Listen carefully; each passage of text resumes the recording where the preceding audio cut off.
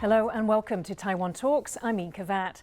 With the NATO summit this year over for another year, we're asking what comes next and what are the implications for the Indo-Pacific. With me to discuss this are Kuo Yu-jen, National Sun Yat-sen Institute of China and Asia-Pacific Studies, Arthur Ding, National Chengchi University Emeritus Professor, and Julien Oeuillet, independent journalist and author of Lithuania, Fire Stones.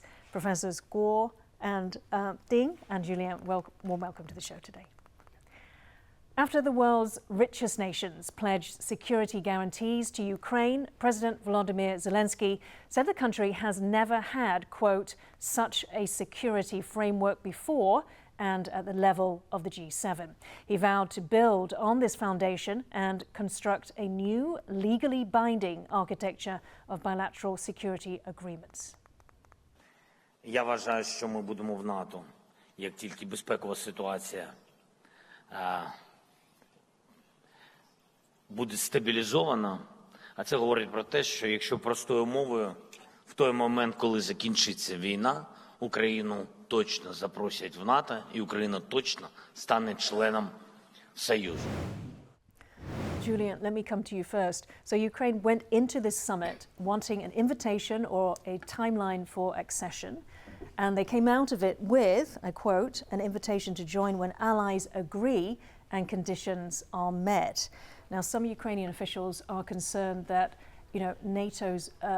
Ukraine's NATO membership could be being used as a bargaining chip for future talks with Russia. What do we know about this? Well, for the moment, the only source we have on such an hypothesis of Ukraine's membership in NATO as a bargaining chip comes from Zelensky himself, which is something that, as a journalist, I have the reflex of taking with a grain of salt, because Mr. Zelensky, his job is to obtain as much as possible for his people, and that's exactly what he is doing.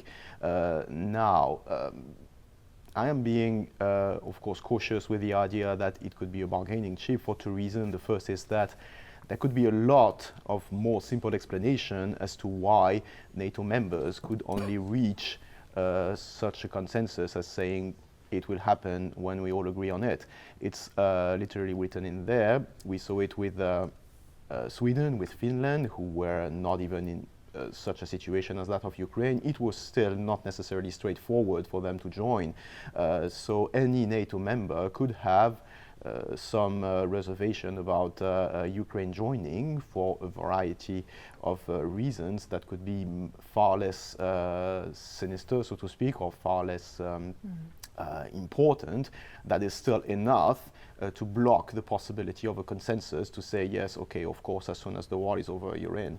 The second reason why I want to be careful is because if what Mr. Zelensky said were true, the implication would be quite big. It would mean that NATO would never be Ukraine. It would mean that Ukraine would never be a NATO member at all as a part of a reassurance to Russia. So you think that that Ukraine will be allowed into NATO, that's the logical sense from everything that we know, and so anything that would jeopardize that, you probably would discount.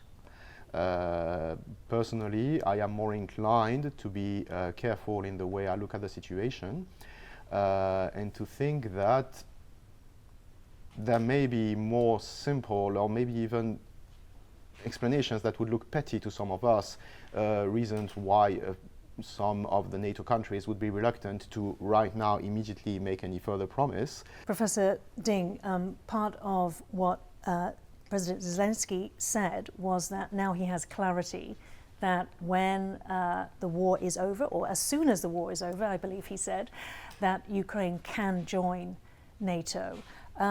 Tell me about how you think the war can end. Well, I guess it is everybody's brainstorming how war will end, frankly speaking. For me, from what I can see, is the war will continue for some time to go, frankly speaking. The key question is on the Putin. How Putin perceives the war and how Putin make assessment of his what he can get from this war. We can see since he launched the invasion last year, he gained nothing at this moment. No, he didn't win the Russia force did not crush the Ukraine force. Okay, he didn't occupy the Kiev. Okay, and the control of those provinces or in the eastern border areas is not stabilized, right? So, from Putin's perspective, he get nothing at this stage. Then, if he get nothing, how can he back down? If he back down, how will his political future will be? He might be wiped out from Russia history, right? And he might be wiped out by the Russian political elite. We know that Putin has extremely tight control of the society and all the elites. So I don't know how the elites can mobilize themselves and exert tremendous pressure for Putin step down or to overthrow Putin. I don't see that. I'm not the Russian expert, but at least I don't see that to develop at this stage. So I don't know. Did you see a glimpse of it with the Prigozhin mutiny? Well, the Prigozhin seems make some compromise from the most recent media report. So anyway, it's quite uncertain in the near future about how Putin will act and react. So definitely, I don't see the war will end immediately in the near future. So. Okay, so that brings me to my my question to Professor Kuo. Vladimir Putin, as we saw, there was a few scenarios that Professor Ding mapped out there. Vladimir Putin always said that his invasion of Ukraine was necessary to stop the expansion of NATO. Of course, this has completely backfired with, the addition of Finland and very soon Sweden, and also what we expect is Ukraine itself. So, in your view, Professor Kuo, what is Putin's future? First of all, I will not term this 24th of June that's a military coup from Prigozhin. One of the reasons is my observation is more like Prigozhin's bargaining chip by utilizing its Wagner's military capacity to persuade Putin to change the defense minister and the Joint Chief of Staff because of the unfavoring condition at the battles in Ukraine. So there are actually some keys we could easily observe. First of all, there is no comparison at all, the overall military capacity of Wagner to the formal military in Russia. It's only 26,000 people, and they are ground troops. So there is no comparison, there is no threat at all. And number two, the US government was extremely silent during the 2 days. Yeah, that's a sign. I mean, we have very, very little knowledge about what's really going on. So what do you mean by that, Professor Kuo? So the fact that the US was silent, what does that, how do you interpret that? I believe it's, of course, it's aftermath news that the US intelligence did have the intelligence about the Wagner's. It's not coup. It's more like a bargaining chip against the other two big figures in the military of Russia. Right. And the U.S. intelligence believe that this will fail, anyways. So that led to the U.S. government was extremely silent. And there's another observation indicator is there is no ripple effect at all. I mean, if the news reports were correct, that Putin's power foundation, power base is shaky, then the Wagner's coup could lead to tremendous ripple effects within the military of Russia, which did not happen. Did not happen, right. Yeah. So you're saying that his power base is actually very strong? Yeah, I see the other way around, exactly. I see after this Prigozhin and Wagner's incident, which indicate Putin is actually, his power base is quite solid so far. Yeah. So very, very briefly on his future. Dr. Ting's discussion on the future of this Ukraine war, the possibilities. If we take these two extreme possibilities, one is Putin would use tactical nuclear weapon to end this attrition warfare. That's the extreme. That is unpredictable. Because he's got nothing to lose. Yeah, and the other extreme is Putin believes there's nothing to gain, so he's willing to talk. That's another, I mean, at a good way, extreme.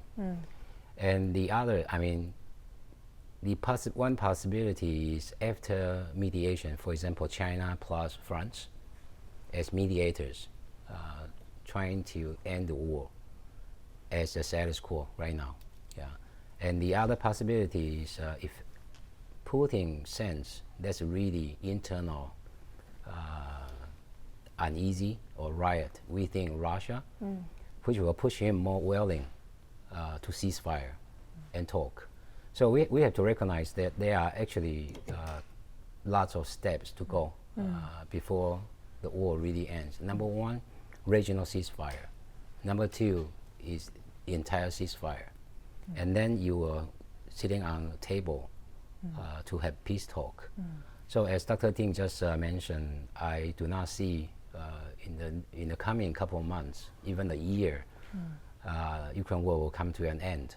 Yeah, but all these possibilities will be driven really pretty much by the domestic situation of Russia instead of Ukraine. Yeah. Okay, right. Well, to discuss the reaction to Ukraine's NATO membership from someone on the ground in Vilnius, my next guest is Dovile Sakaliene, Lithuanian Social Democratic Party MP and National Security and Defense Committee member. Let's take a look. The communique says very clearly that future of Ukraine is in NATO. That it's not enough to ensure that currently NATO is independently making decisions regarding Ukraine's accession as soon as it is wanted by Ukraine and as soon as it is wanted by half the region, at least half the region, if not majority of the region. Because we understand that leaving Ukraine in the gray zone security-wise means that for all of us, it's a high risk that Russia may interpret this as facilitation for further imperial expansion. So Ukraine's future is in NATO. It is embedded in communique, but we think that a clear invitation would have been better. And I do not agree with the President of the United States when he fears that might have started the Third World War, or should I say these were the words of Mr. Sullivan, because he was always very cautious of Russia. He was the one who believed Russian bluffs, and I believe he is the one who still lives in the Soviet Russia reality. Jake Sullivan was confronted by a Ukrainian activist who demanded to know, what conditions still needed to be met by Ukraine and why it wasn't given that invitation. Does this reflect the frustration that is being felt, despite President Zelensky obviously having to be diplomatic, but it reflects the incredible frustration and emotion in Lithuania as well as in Ukraine? I think that a lot of people in the region are feeling frustrated, and there is a lot of negative emotion. But also we have to understand that the probability of a different result of an open invitation extended during this summit was very low. First of all, because, let's admit, West moves slow. And the incredible changes when we talk about actions and plans and mentality changes that happened in 2022 in the Western world are unprecedented. This was extremely lightning speed. But when we talk about accession into the main security organization, a year was quite a short time span for those who have not experienced direct war with Russia, for those who have not experienced occupation by Russia, for those who have not experienced genocide, Holodomor, deportations by Russia. For us, there was nothing new. We have terrible experience of 2 occupations by Russia.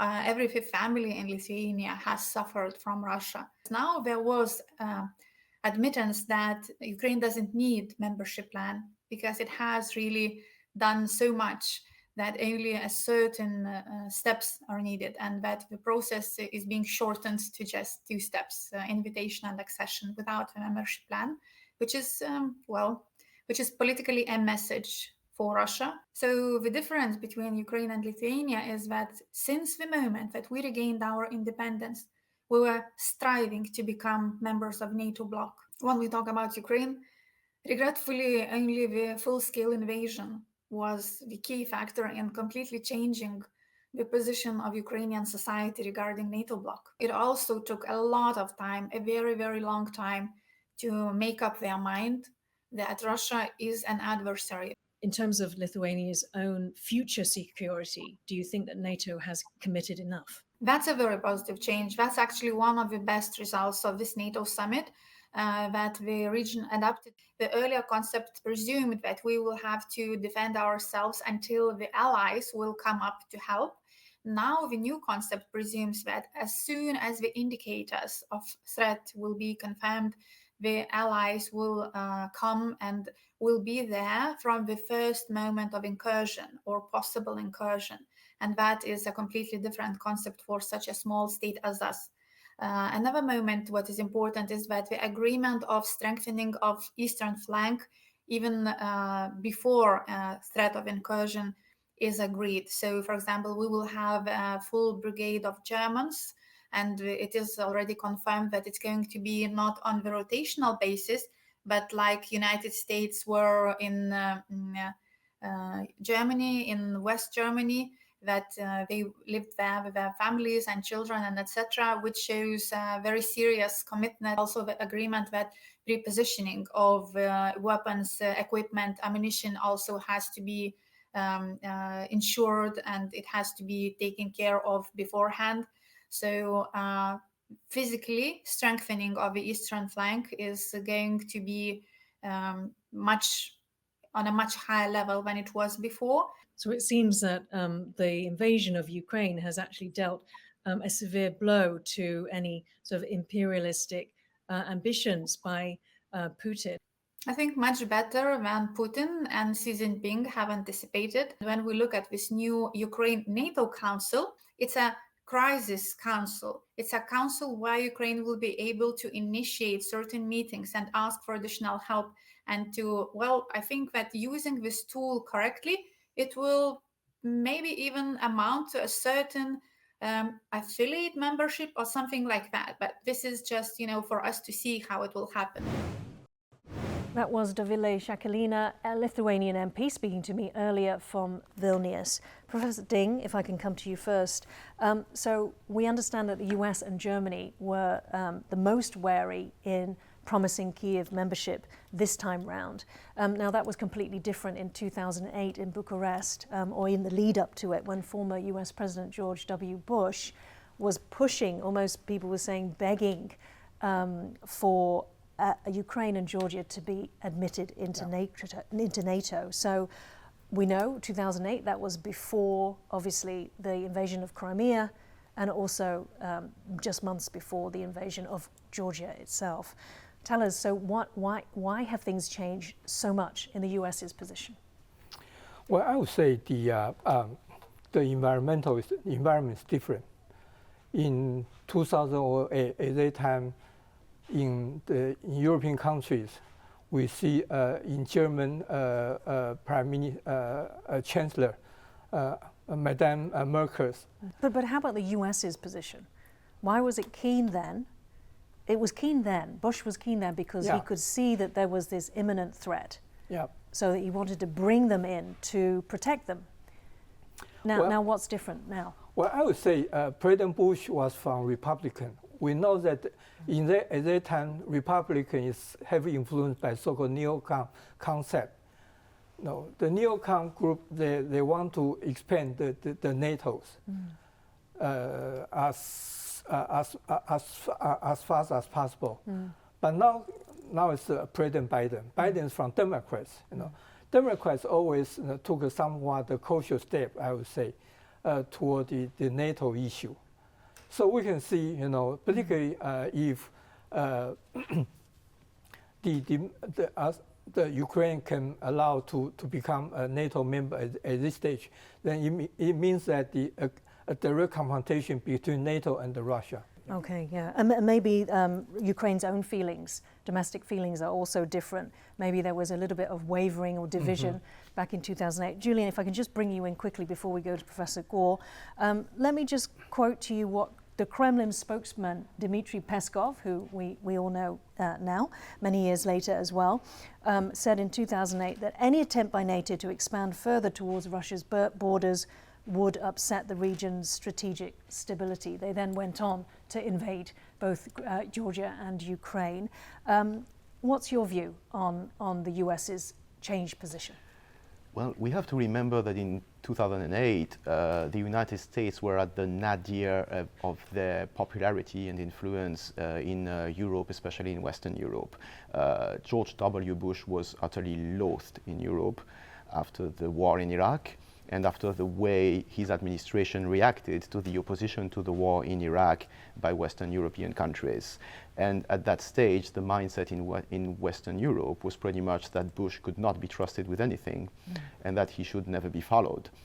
So if at the time the idea of including Ukraine was presented as an American policy, in the mind of Europeans, it sounded like yet another crazy decision by this unreliable man. And should be rejected. So that would be there would be a strong reluctance. The second thing also, since we are here in Lithuania and we know it's highly symbolic that the summit happens in Lithuania, which is the country that was the first domino to make the collapse of the Soviet Union, and this is absolutely in the genes of Lithuanian people, and they understand Russia and Russian imperialism better than any other Europeans. And at the time in 2008, Lithuania was still perceived as a small and recent arrival in the European system. But Lithuanians, we saw them being extremely active in Brussels, extremely active in NATO, which is also in Brussels, and they managed to gain the credibility and harness some sort of leadership even towards the among the eastern half of the European Union, which means that now the point of view of Lithuanian is much more respected. Okay, yes, and obviously we were talking there to Dovile Sakaliene. She's repeated the view that Zelensky earlier tweeted about, that they wanted to go into this, they wanted to get out of this, a very clear signal, a message to Russia that the door was closed. And they didn't get that. They didn't want there to be any room for doubt in Putin's mind about Ukraine's NATO membership. So in your view, Professor Kuo, is Ukraine safer or more vulnerable now? I have to say, today's Ukraine is much safer than 17 months ago. And second of all is the current permission of membership to Ukraine equals to escalate the war into a highly possible nuclear war. Yeah, because it will automatically escalating Putin's situation.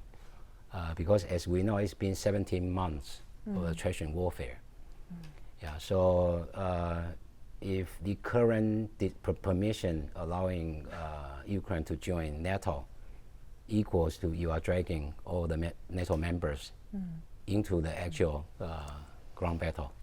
So you think that Putin is so desperate that it would not be a security guarantee at all that he would be pitted against the whole of NATO? I'm not saying Putin. That's exactly what Putin wants.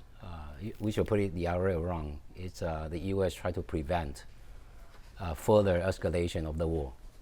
That's the reason why U.S. didn't send any ground troops to the battle, as well as other NATO states.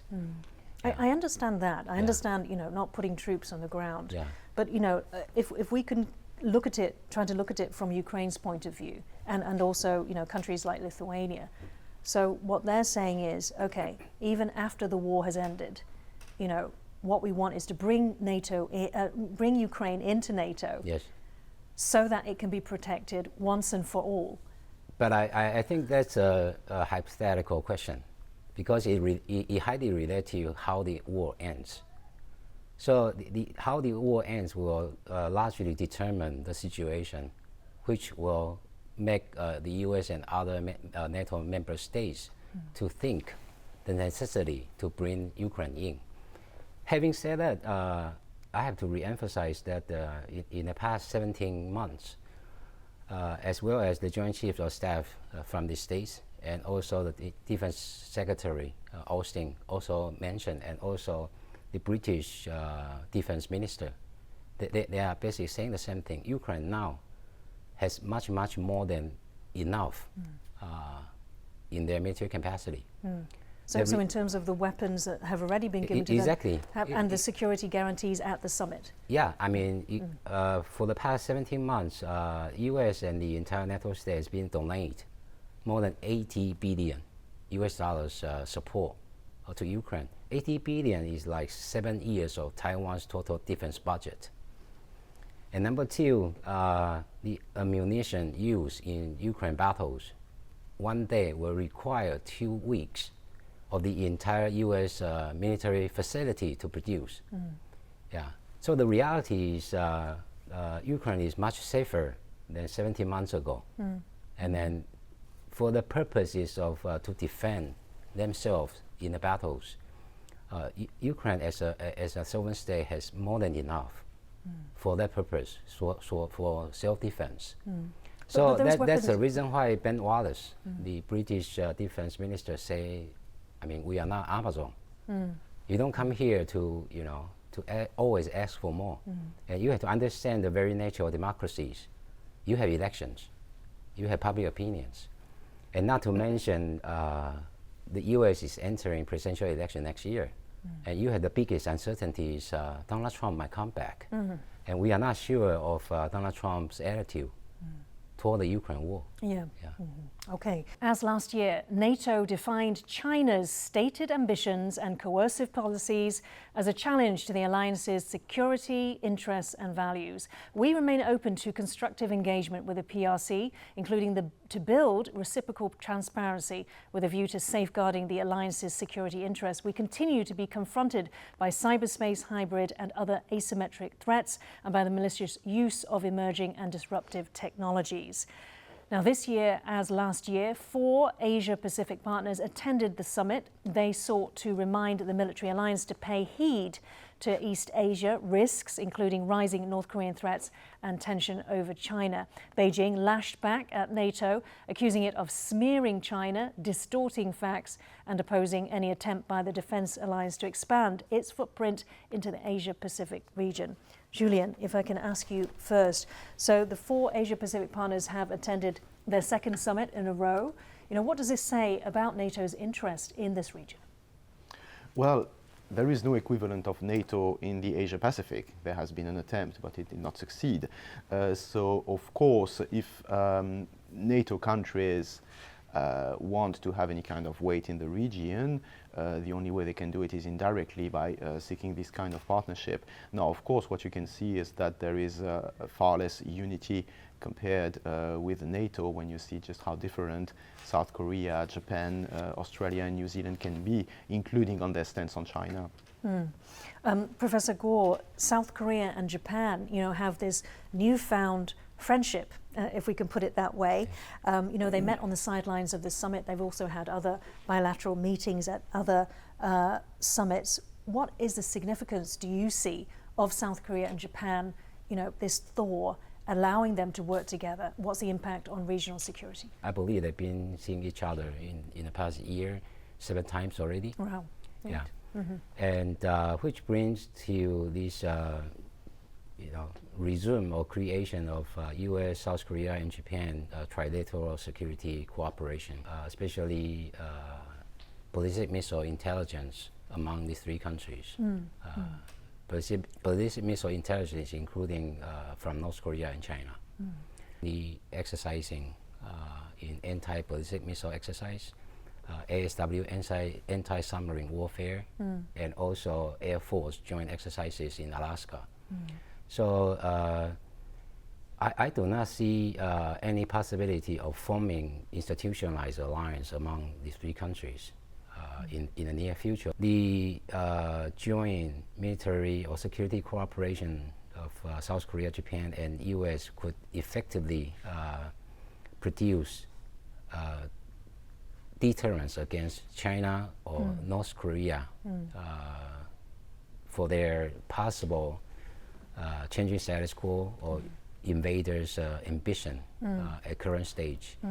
And having said that, this very high interconnectivity and or interdynamic between Europe and Indo-Pacific, put it frankly, it is actually about overstretching of U.S. military capacity. Okay, so as in the U.S. cannot operate in both theaters, so it is going to be very difficult for the states. So the I just mentioned that for the past 17 months, the entire Western world already donate more than $80 billion support to Ukraine, and half of that is coming from the states. Yeah, so if at current stage, if anything happen, any contingency happen in the Peninsula or Taiwan Strait or South China Sea, it will lead to overstretch of U.S. military capacity. Right. That leads me to my next question, Professor Ding. You know, the threat that unites Japan, Taiwan, and then and through that connection, the U.S. You know, is the threat from China. Now we saw for the second time very clearly China was defined as a challenge to NATO's security interests, values. What do you think that means in terms of, you know, going forward in terms of concrete actions by NATO? In the past couple of years, European countries more and more they send their warship, they send and they send their soldiers to participate in military exercise in these regions.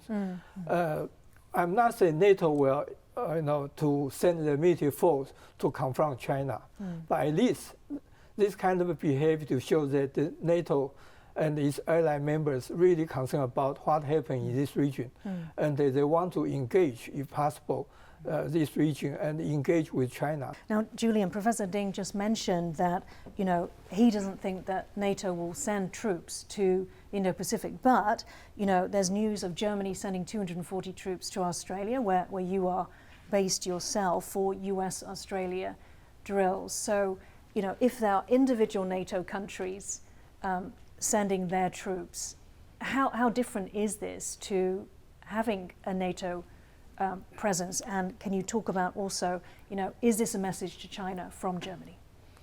It probably is a message to China from Germany because, as you commented, more and more European countries are growing concerned about Chinese policies in the Asia-Pacific, and more it becomes their problem too. For a long time, China or Taiwan used to be seen in Europe as an American problem because of the way it was framed and presented to them. And now they realize indeed that it is everybody's problem. Now, you said it yourself, when Germany goes there, it is not as part of NATO. NATO has a large number of members. Some of them may be too small and remote to have any sort of game to play in the Asia-Pacific, whereas when it comes to Ukraine, they can. Lithuania actually proved something when they decided to engage into a high degree of support for Taiwan. They showed that they were also part of the problem and led the way with the Czech Republic, also following pretty much the same kind of path. With the opening of the Taiwanese representative office. Yes, and much more than that. But knowing both Lithuania and Taiwan from the inside, it seemed so obvious to me, since the two countries have enormous things in common. That's the strength of small countries for a start, and the history of Lithuania facing Russia and Taiwan facing China. When it comes to Australia and New Zealand, you have to be careful that both countries are subjected to an enormous amount of Chinese influence, beyond anything you can imagine, and much higher than in other democracies. In Australia, you see an extremely high level of Chinese influence, particularly in universities, that would horrify anyone in Europe if something happened in their country, but it has become normalized in Australia. Is that because of the proximity? geographical? No, it is because in 2008, Australia escaped the Great Recession by embracing the Chinese market to the point of making 40% of their exports depending on China, which means that, for example, universities, their wealth is dependent on Chinese students, entire industries are dependent on Chinese support, which puts China in the position to flex large parts of the population. And like Professor Kuo said, in a democracy, it is important, of course, and this is what also happened, allowed China to slam Australia with a list of 14 demands and to suddenly block their export and going away with it, because the mantra that you see in media in Australia is about restoring the relationship with China. Now, the Kremlin has announced Putin plans to visit Xi Jinping in Beijing for high-level talks. Both leaders share a deep-seated fear of NATO expansion. For Xi, this means eastward into the Indo-Pacific region. The last time both leaders met in person in Moscow. Xi spoke about the two of them driving changes not seen in 100 years. However, Beijing has not supported Russia militarily so far in this war, according to Washington. Professor Kuo, so in your view, following the NATO summit where we saw all these pledges of security guarantees to Ukraine, now Putin says he's going to go to see Xi Jinping. Is he asking for military support? First of all, we have to recognize this Ukraine war is not at a very high intensity type of battle right now. It's again, it's more like attrition warfare, which require abundant military capacity. And the foundation for military capacity is basically economic capacity. Right. So in the past 17 months, the Russian economic dependency on China has been largely increased, more than 70%. Yeah, so I think the visit of Putin to Beijing, number one, is a necessary strategic stance. I mean, to allow the Western world to speculate what kind of maybe under-table deal between Russia and China. And then both the States and European countries will take caution before making any further decisions in the battle. Yeah. That's number one. Number two is I believe the visit, the meaning of a realistic term is to increase China's economic support to Russia to continue this attrition warfare. So he wants China to buy more energy. That will definitely happen, but more than, in my observation, is more than that. For Xi Jinping to accept visit from Putin is at the same time China is saying, I'm backing up Putin in Russia. Right. And so this visit strategic meaning is for China to restore Putin's reputation domestically and internationally. And we're trying to stabilize Putin's political standing in Moscow. Right. Yeah. So that's very important for both leaders. For both, yeah. Because China needs to have a strong Russian pole in his multipolar world. Professor Ding, you know, we've asked this many times in our show and also, you know, other media over the past 500 days. What lessons will China be taking following the NATO summit? Well, I guess, you know, the China really watching closely so-called NATO expansion issue.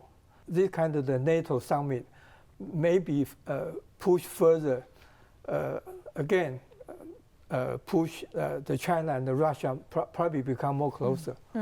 Because as Professor Kuo already mentioned that. But on the other hand, it's kind of an awkward situation because if China and Russia become more and more closer, then China will be more and more alienated with the rest of the Western country. Yes. And you know, so this is quite a awkward situation for China. How about what we discussed in terms of, you know, the bargaining power that Russia has? Professor Kuo had mentioned that the US, Germany, they do not want to give guarantees to Ukraine because of the nuclear aspect. Yeah. What lesson do you think China is taking from that? Well, definitely China will become more and more harsh on so-called the term on Taiwan issue dealing with, vis-a-vis United States. Because it seems that if you go hard, if you show that might, then you get what you want. Is that the lesson that's being taken from the NATO summit?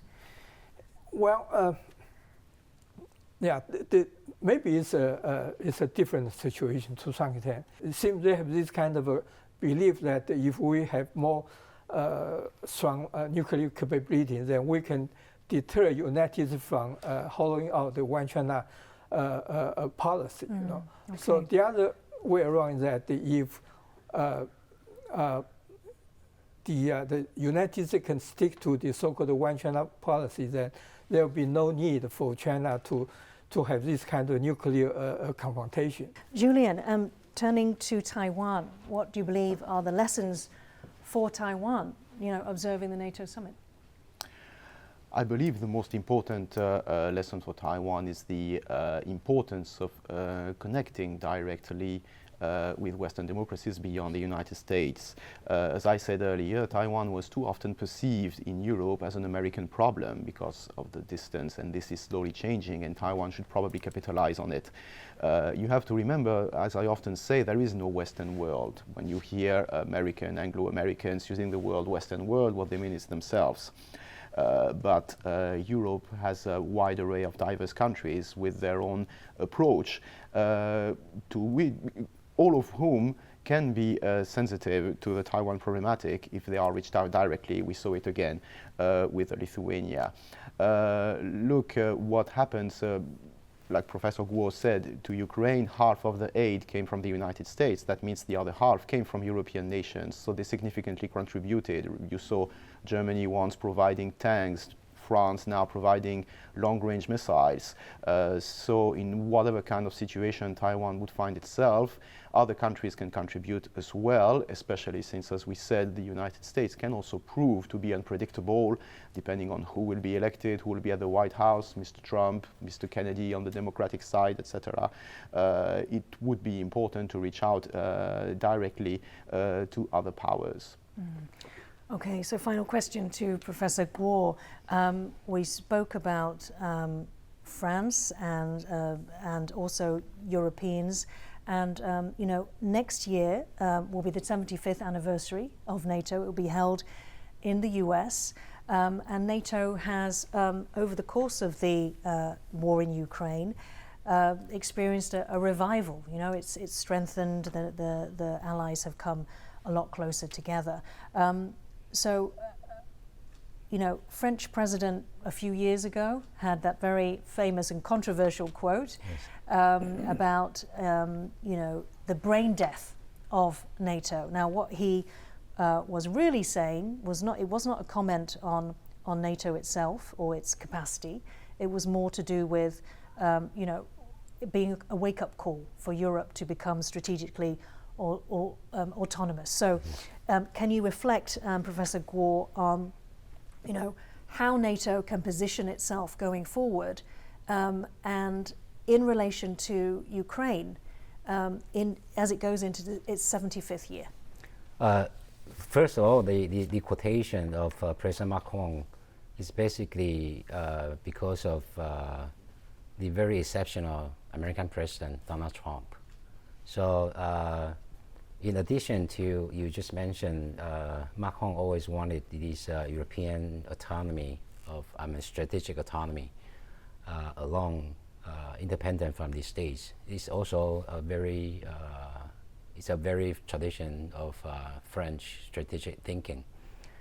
And according this very exceptional American president, so led to the very famous quotation of NATO's brain death.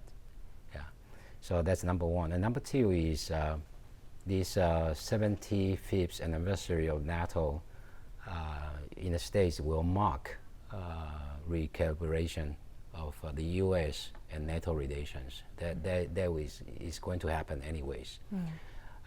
Because of this Ukraine war from last year, it was the best opportunity for European countries to rethink. First of all, their security structure within European continent. And second of all, the European countries' security relation with the states. Before that, there was no major war happening in European continent. So how do you see that relationship changing next year, going into the election year? Again, it will have largely have a lot to do with how Ukraine war ends. If everything, I mean, I think we still remember 24th of February last year when President Biden was hosting this press conference about Ukraine war. I mean, Russian invasion to Ukraine war. When President Biden said the U.S. will not send ground troop to the battle. Yeah, everyone was shocked. Yeah, but from retrospect, I mean, after 17 months, if you look at the decision, it was pretty much the right decision? I mean, it's strategic. I have to put it that way. At least, I mean, the U.S. successfully avoid two things. Number one, further escalation of Ukraine war. And number two is collateral invasion in Asia-Pacific. Yeah. So from retrospect, I would say that decision at 17 months ago, including myself, I was, midnight at Taiwan looking at the press conference. I was shocked. So Professor Kuo, you said they also avoided a concurrent conflict in Asia. So you're saying that if they had got involved, boots on the ground in Europe, then that would have, are you saying that would have allowed Xi Jinping to it will give Xi Taiwan? Jinping more fantasy to believe it's a window of opportunity to do anything in Asia, including Taiwan. It possibly it could be South China Sea. Yeah, so that or East. or East China Sea. So that decision 17 months ago from President Biden or his advisors, at least from retrospect 17 months later, I believe I would put it. It's a very strategic thinking situation and decision. Great. So we're going to have to wrap up there. Thank you so much, Professors Kuo, Ding, and Julien, for joining Taiwan Talks today. If you liked our show, please search for us on YouTube, give us a thumbs up, and hit subscribe to our channel. Thank you for watching our show today. Stay safe and see you next time.